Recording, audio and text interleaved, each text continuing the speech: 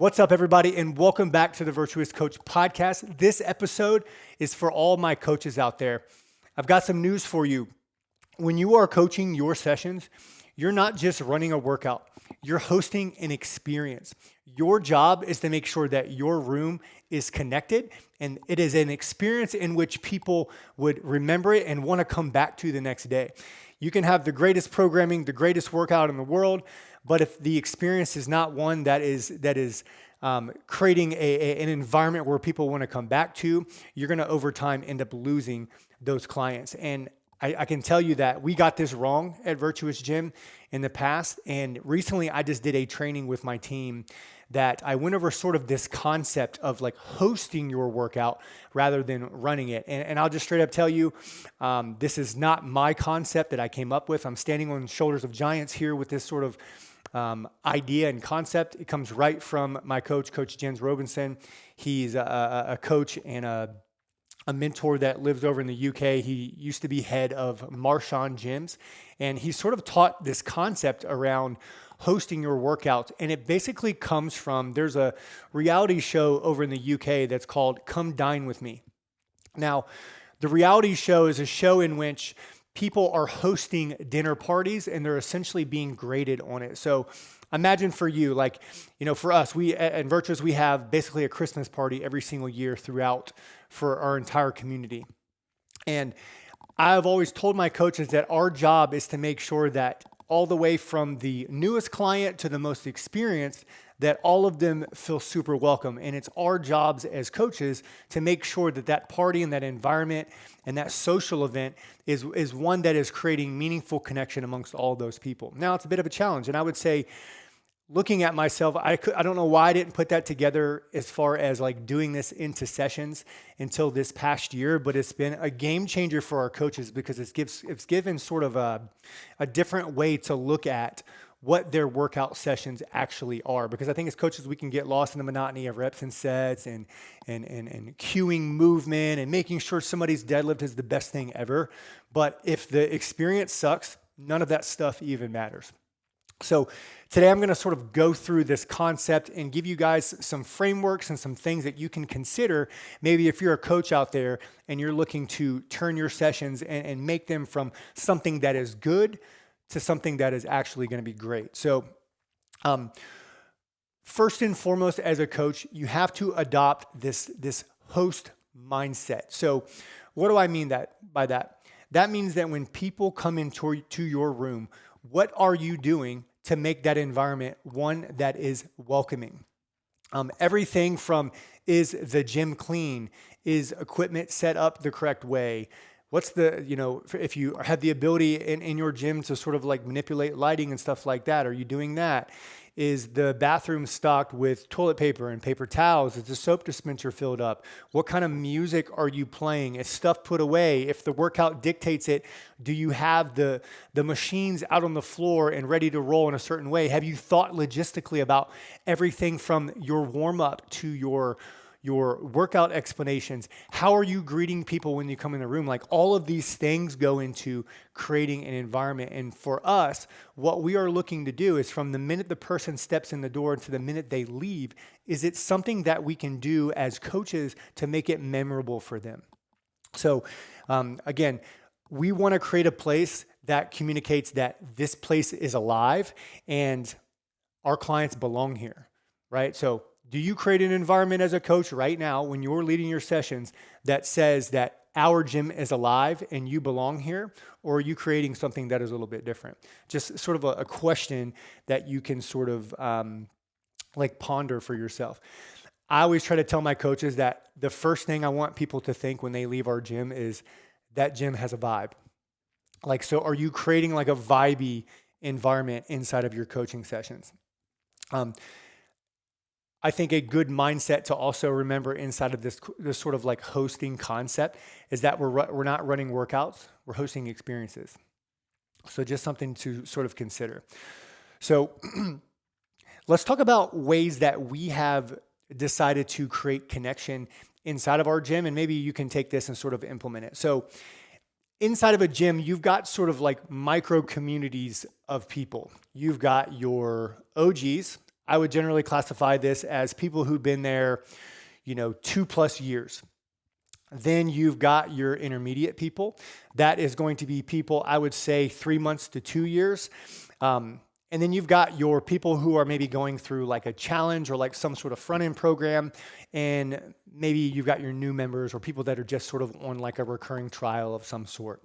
So let's talk about maybe some characteristics and sort of some concepts or some thought processes that maybe each one of these clients has. So your OGs, if you're running like a large group, like a CrossFit style, or like for us, like we're at like a hybrid fitness gym.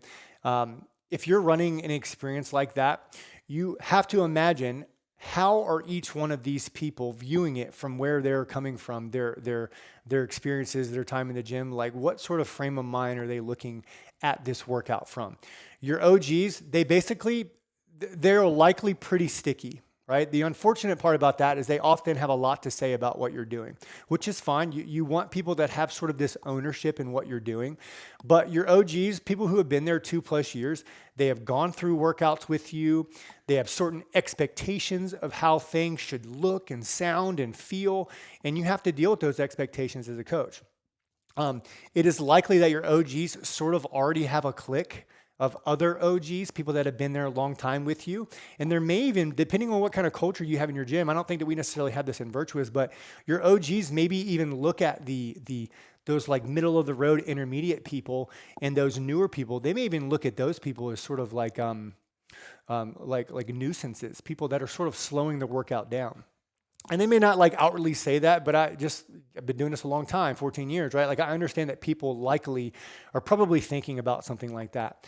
So that's your OGs. Your intermediate clients, they're maybe sold on your gym. They're maybe not sold on your gym. They probably have a couple friends, people that they've connected with there inside of your gym. They probably have been coming long enough that they sort of understand the flow of the workout. They're working on some particular like weaknesses as far as like exercise execution is concerned, but maybe not necessarily up to where like your OGs are, where depending, your early morning, your late evening OGs are like, yeah, go ahead and run the clock, coach. Like they want nothing to do with anything. They just want to go, right? Your intermediates are still pretty interested. They're sort of learning and being branded on how you necessarily do things. And then you've got your challengers and your new clients. Your new clients have no idea what's going on. They are learning what the flow of your workouts look like, what certain things, what sort of transitions from different blocks of your workout session are going to feel like. When is the most ideal time to go to the restroom? They're sort of learning their way. And a lot of times your new clients or people that are your challengers, depending on, again, whatever front end program you run as a coach or as a gym owner, depending on where they're flowing in from, they are still basically deciding on if this is the gym for them. So our job as coaches and as owners is to think, if we think of each one of those things in different circles, how are we connecting our OGs, people that have been here 2+ years? How are we connecting our intermediate like timeline clients with our gym? And then how are we connecting our beginners or our challengers? How are we creating connections amongst all of those different circles? So for us, I'll give you sort of a couple ways that we do it. One way is we used to be very bad about this, as we would say, because we have, just kind of thinking out loud, we probably have, I think, 20 squat racks inside of our gym. And an example of a squat day, we would just, if there's 20 people in the room, we would say, hey, each one of you go ahead and get on your own squat rack. Which is great. There's sort of this thought of like, oh, cool, I get my own station, I have my own squat rack, I have my own weights, that's great. And on the surface, that is true.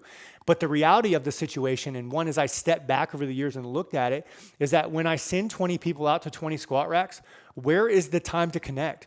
Where is the conversation happening? Where is the banter, if you will, going to take place? Is everybody is sort of out in their own area. I mean, that sort of makes it feel a lot like a Globo gym or a YMCA or a Crunch or something of that nature. Everybody's just sort of in their own world. The only thing that would maybe be missing is there might not have earbuds in during that period of time. So for us, we find ways now where we can make buddies. So if we have a squat day, we absolutely group people up. We say, hey, depending on, what the sort of the amount of people in the room, we might say like, hey, get into groups of 2 or 3. Now, when we initially did this, there was a lot of people that weren't too keen on the idea of like, oh man, I've got to share like that. That sort of slows the thing down. But what has been cool about this now that we've been doing it for about a year is that when we break out, there's not even any question. It's just the culture of the gym. We get into groups and there's lots of conversation. There's lots of banter. For us, we'll say like, hey, for a set of 4 sets of squats today, you've got 14 minutes. And we used to be like, hey, we're going to do EMOMs for everything because it kind of made it easier for the coach and kept everybody together. But what it didn't allow for was that conversation. So when we say, hey, you've got 14 minutes to knock out this 4 sets, clients are sort of on their own and coaches are sort of going around and cueing and giving feedback and encouragement, helping people guess the right loads and stuff like that. But making buddies, and sometimes we might say like, hey, Mrs. Jones, this is a fake name. Mrs. Jones, you're a nurse. This new client is a nurse. Maybe you guys could squat together today. And they're like, oh, no way. What hospital are you working at?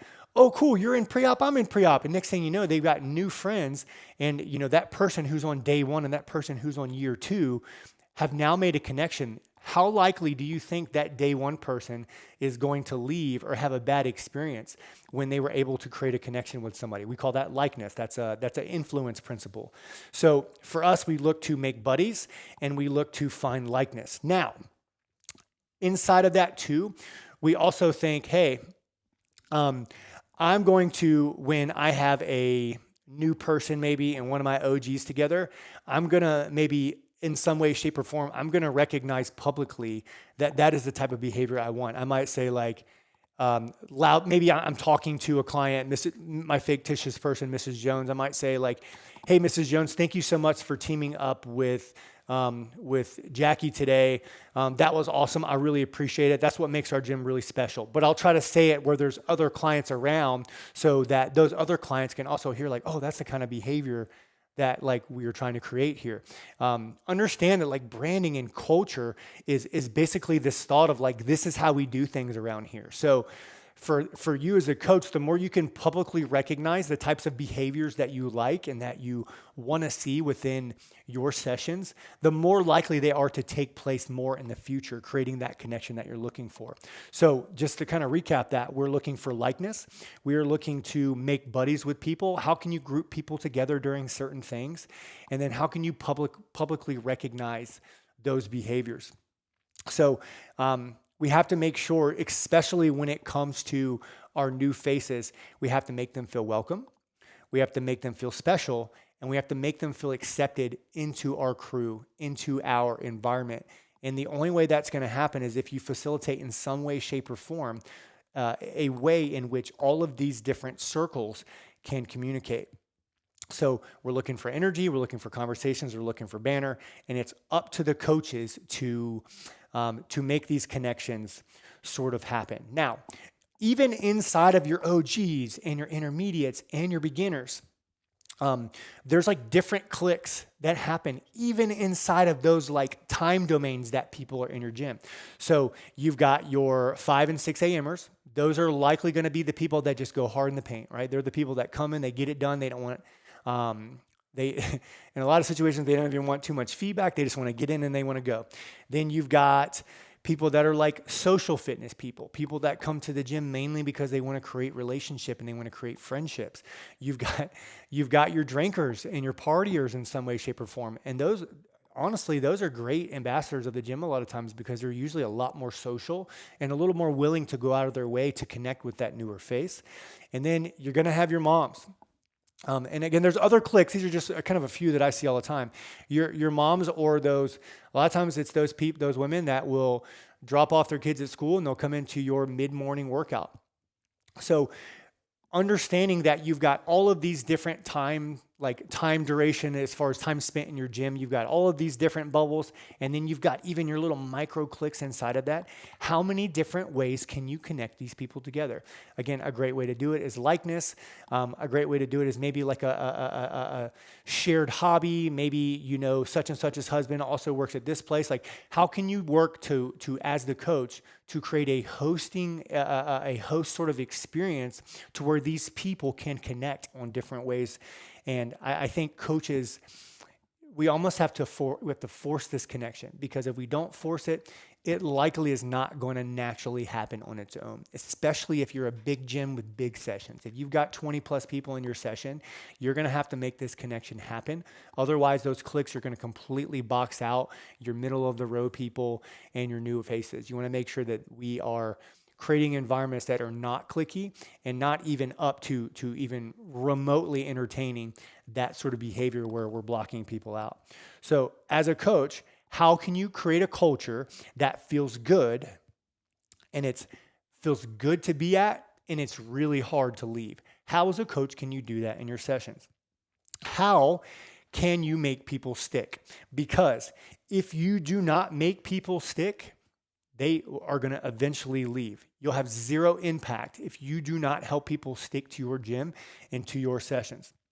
So let's talk a little bit about like coaching energy and leadership within the sessions. So I think that you don't have to be loud and over the top with people, but if you're making connections inside of the gym, that's great. But you also have to create an energetic environment, one that's fun to be at. So you don't got to be loud and over the top, but it is important for you to bring energy and to lead. So our posture, our tone, and even sometimes being confident in the way that you say things can create an environment where people are like, oh, okay, like this is what I pay for. Something that, you know, Jason Kalipa used to say a long time ago. He's sort of like an OG CrossFit Games athlete. He used to always say that, like, I got to re-sign my clients up every single day. How are you doing that through your coaching and the energy that you're bringing into the session? Coaches have to know how to create momentum. I think one of my favorite things to do is, especially when you coach like a 5:30 a.m. session, a lot of times the energy is a little low, right? People haven't had coffee yet. They're just waking up. They're not necessarily like with it yet. So as a coach, I just ask lots of questions. I'll ask things like, hey, what's everybody getting into this weekend? I'll cut jokes like, hey, I'm going to make you guys laugh at me. I'll say, hey, don't make me tell a dad joke. Like I look to do things that sort of like, because a lot of times you get one person talking about something, or I mean, you can talk about current events, maybe stay away from like politics and stuff like that. But you could say like, did you guys see the game last night? Especially if you know that people in your gym are like into particular football games or soccer or baseball, whatever it may be. Like start asking questions about those things, because if you can get one person talking, a lot of times that will sort of blend out to everybody else. So that is you manufacturing this momentum and this energy inside of your session. And that's true leadership. I think the best coaches don't just show up to train somebody. The best coaches show up to host and to serve and to lead and create an experience that's memorable. So the best coaches see every session as an opportunity to create a moment, a win, a smile, just something special that clients can feel like, okay, like I was seen today. So I want to kind of give you guys sort of the framework in which we use within our sessions, and I've got some notes here that I will share with you, but the framework that we have recently started working through is host experience connection. So host is sort of the first piece of this framework. So hosting a great session inside of our experience is that this is the before the class stuff.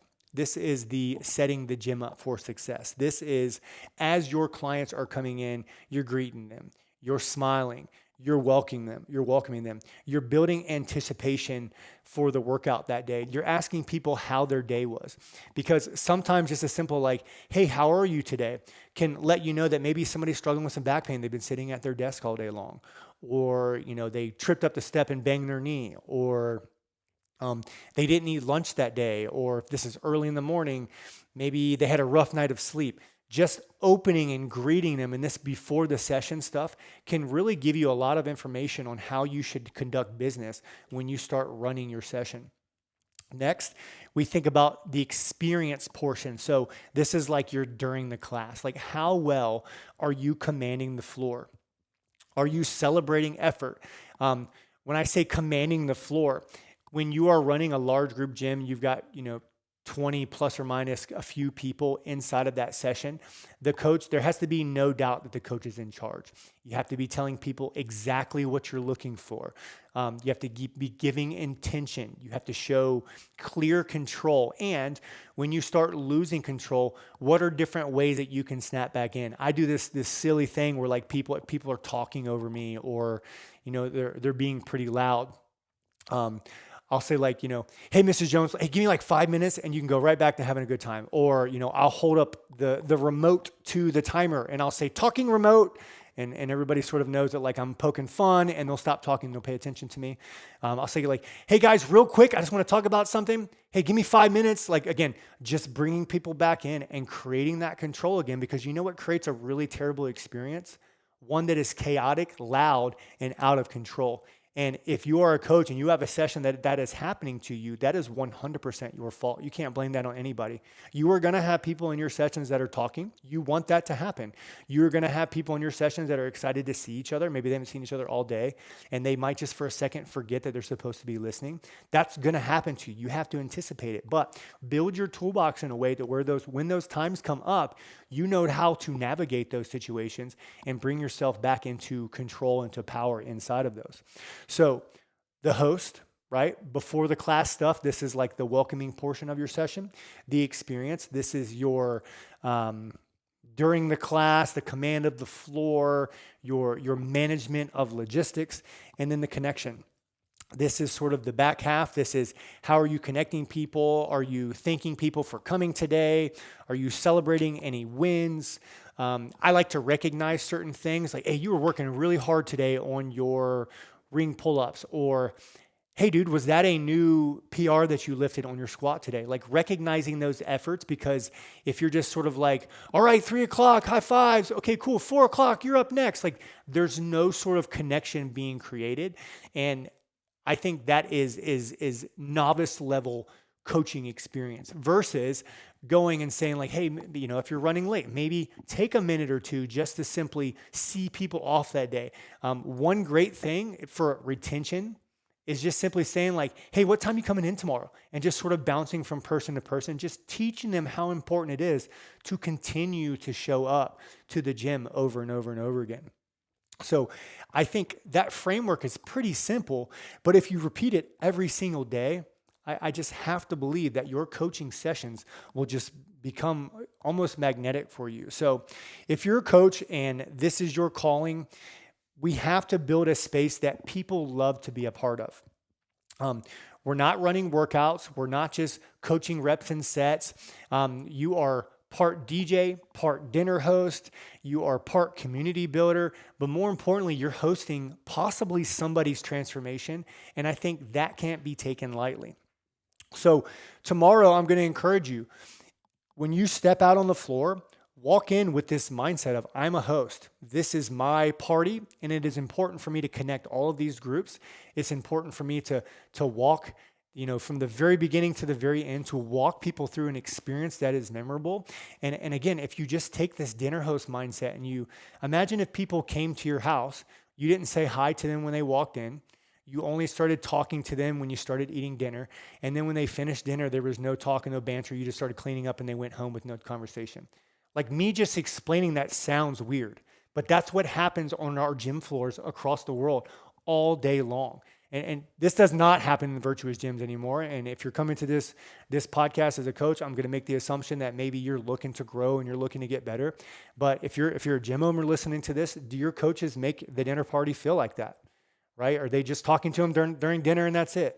So we have to make sure that because we know that we are hosting possibly somebody's transformation, we have to take that very, very seriously, and we have to create an experience that allows that person to come back over and over again and creating adequate challenge for them. So tomorrow when you step on the floor, walk in there like a host.